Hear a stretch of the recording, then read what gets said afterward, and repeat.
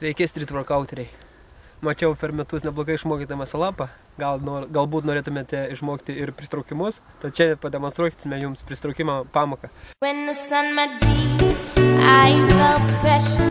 Jeigu nori padaryti pristraukimus, turite mokėti prisitraukti, nes pristraukimai ir vadinasi, dėl to pristraukimai, kad ten būtina prisitraukti.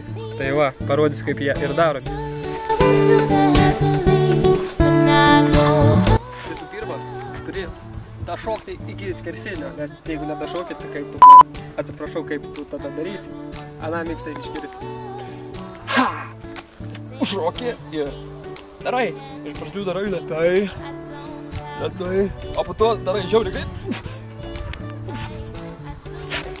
Ne, iš tiesų antros dalies jums nerekomenduoju daryti, geriau išmokti daryti taisyklingai. Tai šitai. Kojas laikyti suglaustas, pirštai geriausia, kad žiūrėtų žemyn. Tada vienu judesiu bandai ir pristraukti. Vienas. Geriausia iš pradžių, kol padarai tik vieną, daryti po vieną. Kai padarai du, darai po du, o jau kai išeis po 10, tada jau bandyk daryti po 10. Tikiuosi šitą pamoką padės ir po metų matysime rezultatą.